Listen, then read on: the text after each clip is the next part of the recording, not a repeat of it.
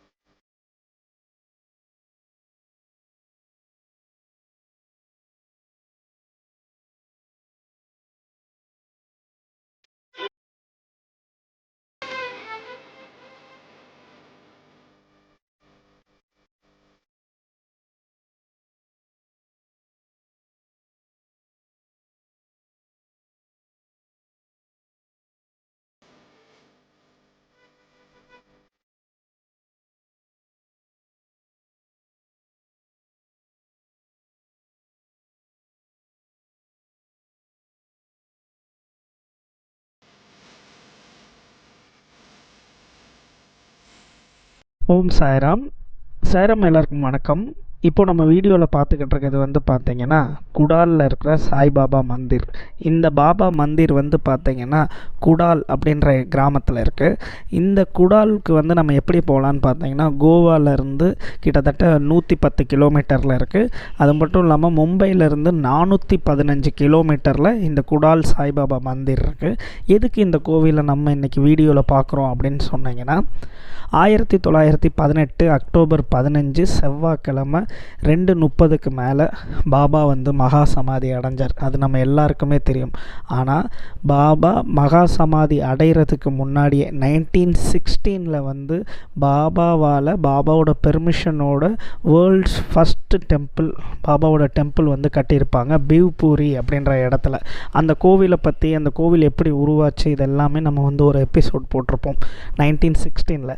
இந்த கோவில் வந்து என்ன ஒரு சிறப்பம்சம் அப்படின்னு பார்த்தீங்கன்னா 1918 பாபா மகா சமாதி அடைஞ்சோனேவும் ஃபஸ்ட்டு கட்டின ஒரு டெம்பிள் இந்த டெம்பிள் தான்.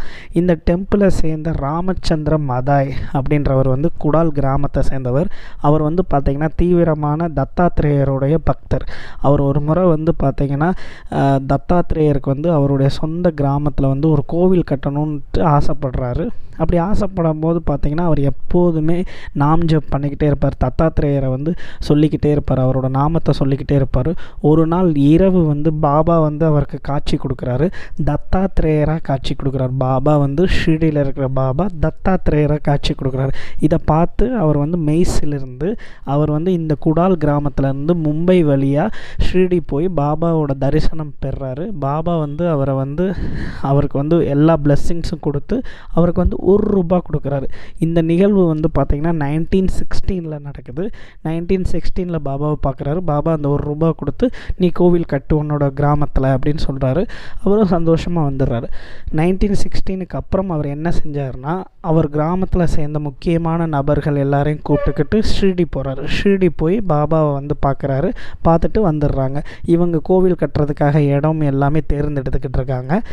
அவங்க பாபாவை பார்த்துட்டு வந்து 2 வருஷம் கழிச்சு 1916 அப்புறம் 2 வருஷம் கழித்து பாபா வந்து மகா சமாதி அடைஞ்சிடுறாரு.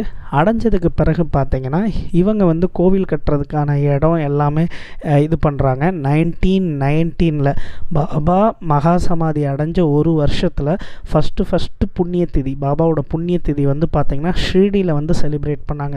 அதே போல் இந்த குடாலில் இருக்கிற இந்த பாபா மந்திர்லையும் பாபாவோட புண்ணிய திதியை வந்து செலிப்ரேட் பண்ணுறாங்க. இப்போ நீங்கள் படத்தில் பார்த்துக்கிட்டு இருக்கிறது வந்து பார்த்தீங்கன்னா ராமச்சந்திரா.